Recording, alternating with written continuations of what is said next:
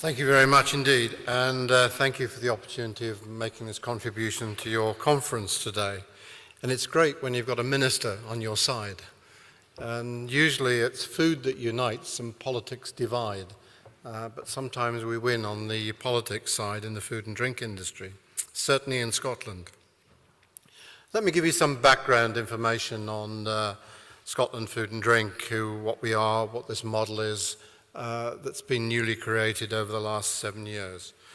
We were launched in 2007 as an industry leadership body. Our founding fathers were the key trade bodies across the sector, alongside recognised industry leaders. We were pump-primed by the public sector. 80% of our initial funding came from Scottish Government, Highlands and Islands, and Scottish Enterprise. In 2014, we're now at 350 member companies, which spans the whole supply chain, from a primary producer through to a supermarket or a non-food supplier. And more importantly, 80% of our income now comes from the private sector, and only 20% from government and its other agencies. In Scotland Food and Drink, we have a board of 12 people who come from a wide range of food and drink interests. And in terms of driving forward a united strategy for the sector, our executive group is the real engine room of Scotland Food and Drink, and their constituent members are shown here. It comprises of the chief executives, the managing directors of all the major trade associations and levy bodies in Scotland. As you can see, members include QMS, SAOS, the Dairy Industry, the Scotch Whisky Association, Food and Drink Federation, salmon producers, and so on.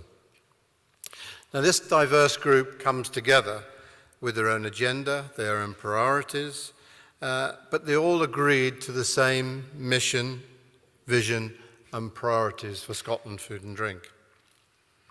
They endorsed the new organisation, and they agreed to support a new set of programs and activities to drive the growth forward. And that's the first time that's ever happened in any part of the UK, never mind just Scotland, to get all these bodies to come together. And it's like our previous speaker, it's all about collaboration. Through collaboration, you can tackle enormous goals and win through them. Critically as well, government and its agencies came to the table too. Scotland Food and Drink is a partnership. It's an industry leadership body that articulates how we can grow the sector. The public sector then aligns its activity and investment behind that single growth strategy. So here we are, we've got the government working with us rather than the government dictating what the form is, and we're following government. The government is working with the industry.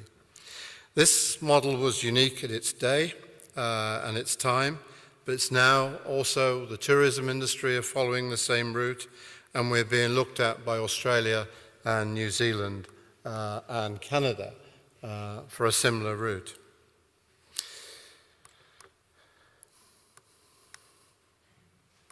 Excuse me while I keep pressing the button. There we go. Now, this is an extremely rare photograph. It's a picture of Scotland with no cloud cover. And any apologies from any Shetlanders in the room because we've cut you off.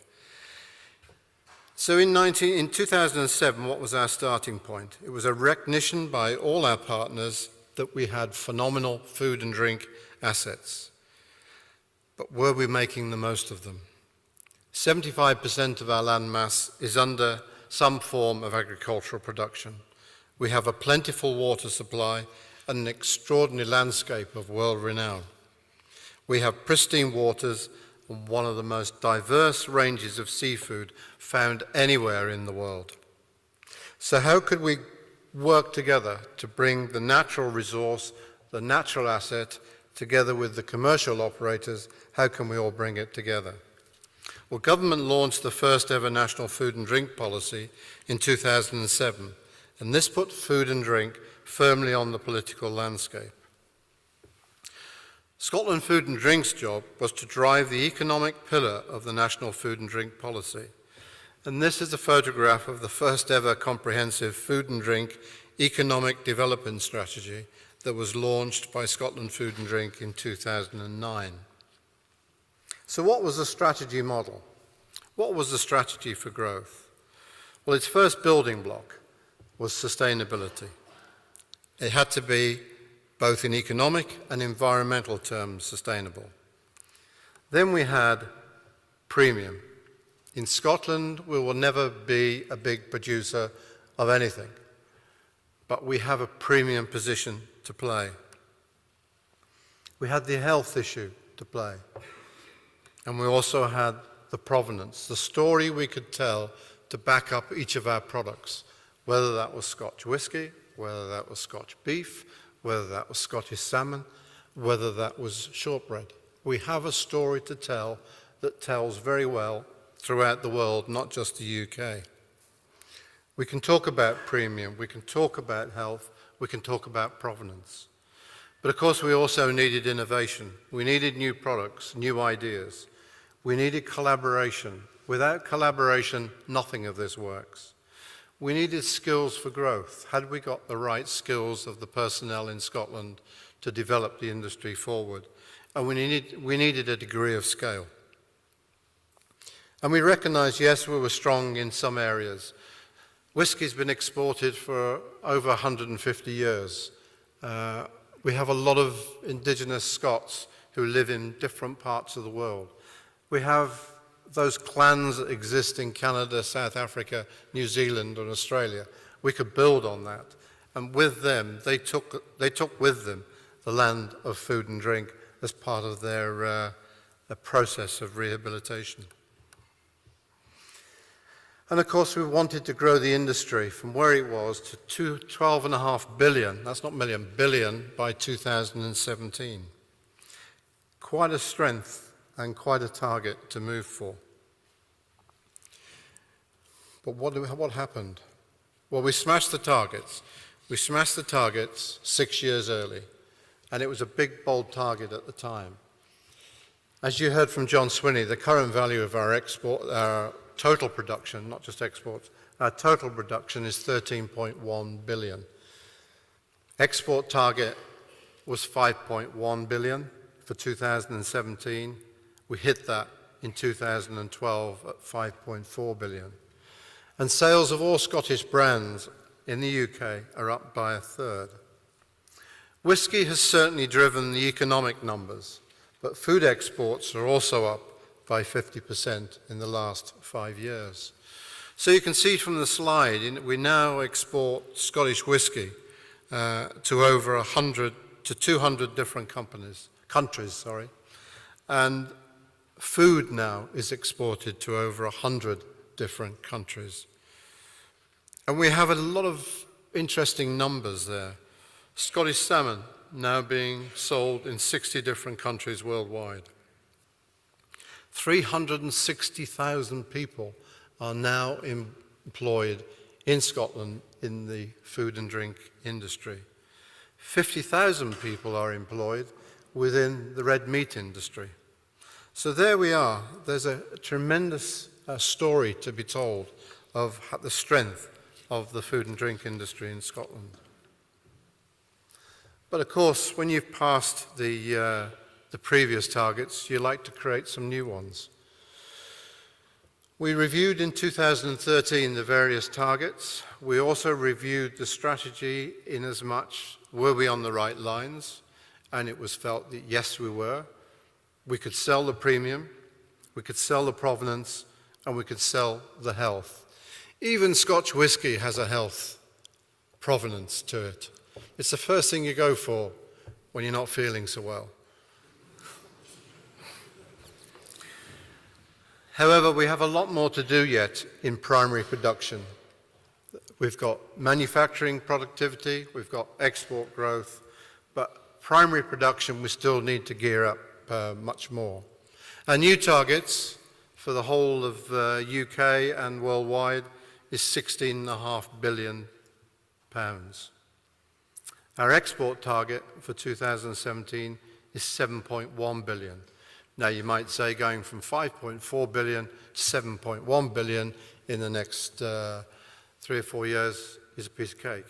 It's not quite that easy, because you've all seen that whiskey's gone up, it's starting to slow down. Its growth is still 8% per annum.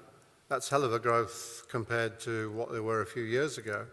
But it's something we can all do, but you all need to play a part. Now, obviously, this year, 2014, is a good food and drink year. We've got Homecoming, we've got the Commonwealth Games, and we've got the Ryder Cup. For Glasgow 2014, the Commonwealth Games, we've developed a food charter.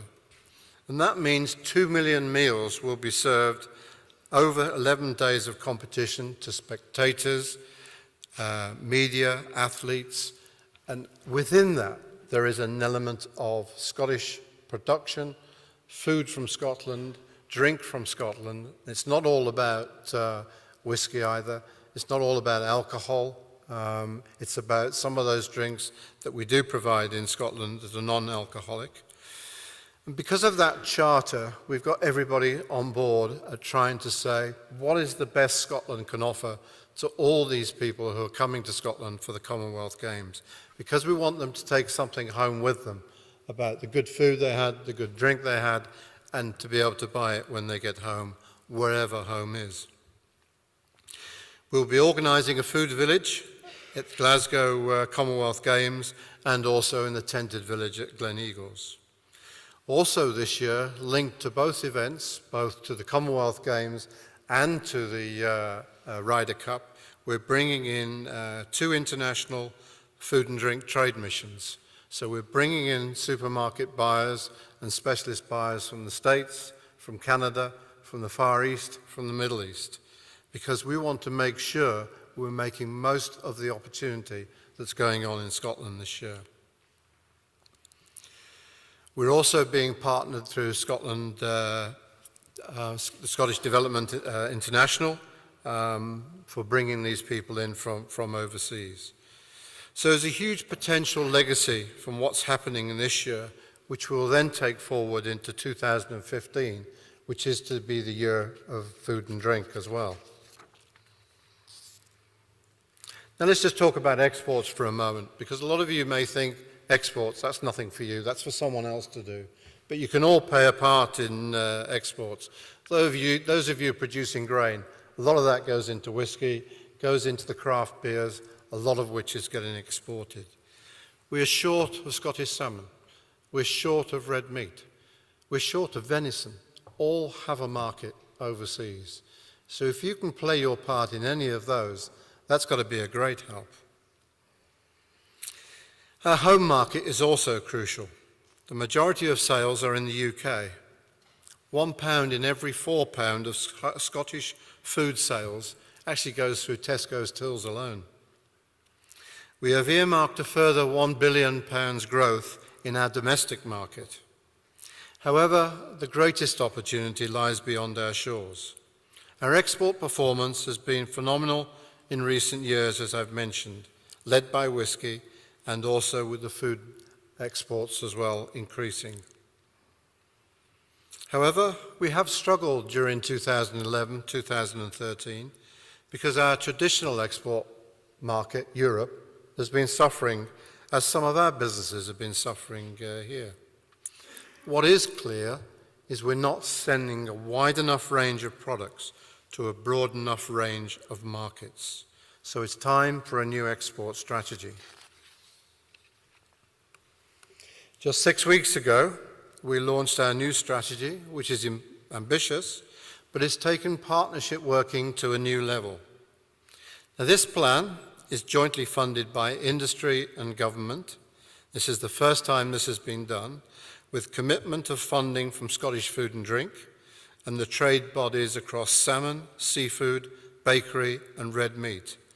We've also secured Scottish Government funding and SDI funding to develop a team of global food and drink specialists. Throughout the world, Scotland Development International have a number of offices. And in those offices, they have what they call generalists, people who get an inquiry, whether it's a life science inquiry, whether it's a food or drink inquiry, whether it's a renewables inquiry, whatever. And these people have to deal with the whole gamut. What we're putting in place now is we're collectively putting on the ground a team of 16 staff in our 7 highest priority markets: North America, France, Germany, Middle East, China, Hong Kong, Japan, and Southeast Asia. A further 8 countries will see significantly increased levels of activity, from exhibitions to trade missions. So Scotland Food and Drink sector will now have more support for increasing export activity than ever, and it is key to reaching our new targets. Now here is a business that didn't exist 6 years ago. I mentioned earlier the value of provenance. This is a snapshot of how Mackie's of Tapac are promoting themselves in Canada. And Mackie's is an excellent example of the importance of families, family businesses in Scotland. A lot of the food businesses in Scotland are family owned. They're not multiple corporations, they're family owned businesses. And this is a good example of a joint venture between the Mackie's Ice Cream family and Taylor's of Perth. And it's going extremely well. You will hear shortly from the McPhee family story, but from the Campbells to Tunnocks to Walkers, from Galloways to Stoddarts to the Malcolm Allens, we have a rich story of family businesses, all part of our provenance play. So how can you play your part? There are opportunities that exist across so many sectors, whether it's onshore, inshore, offshore. Many estates have moved beyond farming, as we're hearing today, into processing, into retail, into tourism. Some of you have farm shops and delis. Could we have more? Some are using their barns or their outhouse conversions into small-scale processing for various foods. Where can you take your business? And that is a serious question to all of you. Tourism and food and drink is but one world. £5, in every £5 of tourism spend, £1 is on food and drink. It's the one activity 100% of tourists engage in. You know very well yourselves when you go away anywhere. It's a very key part of your enjoyment of having a holiday is what you're going to eat, what you're going to drink. And trying local food and drink is in the top 3 things that visitors want to do. We have a natural attraction for our landscape, and that's where you come in with your estates and keeping the place green, keeping the place growing. Fantastic opportunity. So how can you capitalize on that food and drink opportunity? The world is moving incredibly fast. Opportunities are emerging quickly, and new customers come round every corner. Here are 2 examples. Do you recognize this place? Dubai in 1991. Dubai in 2013. Dubai has never been closer. We have, how many do you have? 14 flights a week going to Dubai. A lot of our product is premium, provenance, and healthy. And sometimes speed of getting to market is extremely important. You could put something on a plane in Glasgow at lunchtime today, and someone could be eating it in a restaurant in the Far East, dinner tomorrow. That's the speed at which we work. And if it's high value, then we can get it to market. The same's happening in Edinburgh here, because at the moment, Emirates flights go from Glasgow. This next month, May, Qatar Airlines start flying to Doha. They've got a tremendous hub there that takes them to the Middle East, Far East, again, opening up new markets for us. Here's another example. Anybody know where this is? Shanghai, 1987. Shanghai, 2013. And I've seen this country, this city develop, because I also was there in the late 1980s and was there again last year. This is a city of 20 million people. Of that 20 million people, 30% are affluent. I've seen supermarkets in Shanghai that make our supermarkets look like second-hand emporiums. I really mean that. They're really top notch. We're dealing with the top 30%. We're not dealing with all the people in Shanghai. We're not dealing with all the people in China. We're dealing with the top 30%, the affluent people who like our food, who don't trust their own country's foods. They have tremendous opportunity. There's 6 million people alone in Shanghai who love to eat Scottish salmon, who would love to eat red meat, who would love our shortbread. And they're getting more and more. The opportunities are there, the opportunities are growing. That's a population the size of Scotland, just in one city. There are 40 cities in China alone with more than the population of Scotland. China might be slowing down, but it's still growing. It's still growing at 7% per annum. That's one hell of a growth. So there's opportunity out there. So to conclude, Scotland's food and drink story is a success, but in many ways our journey is just beginning. Our products are fantastic, our story is a world beater, and our story is about our products, our people, our families, our environment. The landscape so many of you that are involved in managing on a day-to-day basis. So ask yourself, how can you play your part in this success story? Whether through business innovation, educating the next generation of consumers, or build your own food and sustainability story. Selling more in your own backyard. It's all helping. There are many examples of estates that are leading the way. And I'm now going to hand you over to Alistair McPhee to tell his own story.